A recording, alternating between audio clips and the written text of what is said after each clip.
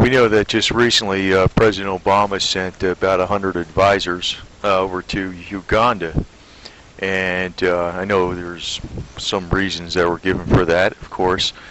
Um, but I obviously, usually it's over something critical, something to the United States or Western interest in somehow or another. Um, I knew that the Republic of Congo in Africa is one of the biggest producers of cobalt, which is a very essential material that we don't produce. It's actually produced in the Democratic Republic of Congo, right next to Uganda. This is the belt where the metals are produced. It's also it's nickel, I believe, is also produced, and copper. And nickel and copper are also produced too. It's mainly a byproduct of those two ores, and this is really where the belt is. Um, Uganda is right over here. Lake Victoria is down here. The you look at the production of Congo. I knew the Congo produced most of the cobalt in the world, and it was an unstable country, and so the price at one time went so high that they found other uses for cobalt, and it came out of. They didn't bring back those uses where it was being used in different industrial applications because of the unstability that happened in this country at one point in time, to Congo. Basically, that's what happens in any metal. If the price goes too high, they find something else and they'll replace it. But there's become new things on that you can't get away from as far as like with clean energy.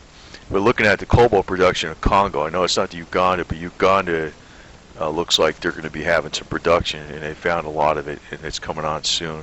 It's a new discovery.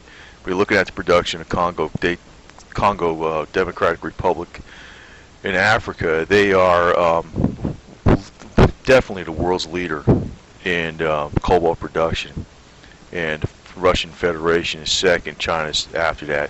China actually does most of the finer processing of the cobalt too. So we don't do any of it over in this country practically at all.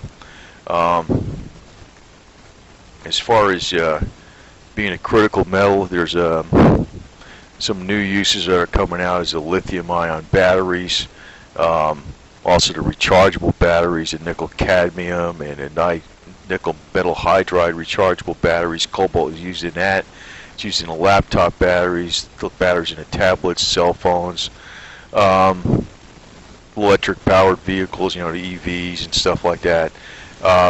So it's also, it has a lot of other uses, of course, in magnets, desulfurization of crude oil, liquid to natural gas production. That's where it comes into clean energy.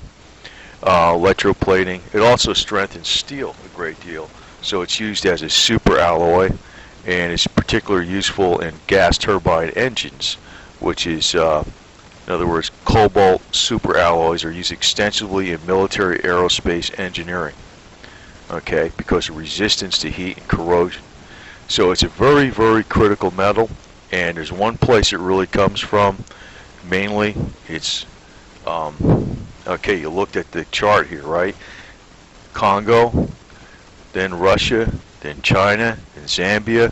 So I mean, this is an unstable country. These two countries aren't necessarily, I guess trade just keeps going on no matter what, but I mean, it's like the United States doesn't have control over China or Russia, obviously. So it looks like, well, there's one other thing about Uganda, too, besides the extraction industry of the mining. Discovery of oil recently in 2006. Now, they're south of Sudan, right? Sudan's an oil producer, but they found in Uganda 600 million recoverable barrels of oil. So I don't know what actually is there as far as oil. Maybe there's a little more oil, but I think it's mainly over this cobalt. And there's gold, copper, iron, ore, tungsten, steel, tin, and other industrial minerals. But these are newer discoveries that came about, and it seems to be possible that that may be the main reason we're going into Uganda is over these mining materials, maybe cobalt essentially. This is where the nickel and copper mines are with the cobalt byproduct. They're right in this area of the Congo, and this is obviously where Uganda is located, which has some oil, which Sudan has oil, and it looks like I would think that they're going in there also for the cobalt. So it's not. I don't have any proof of this, but looks like a reasonable bet.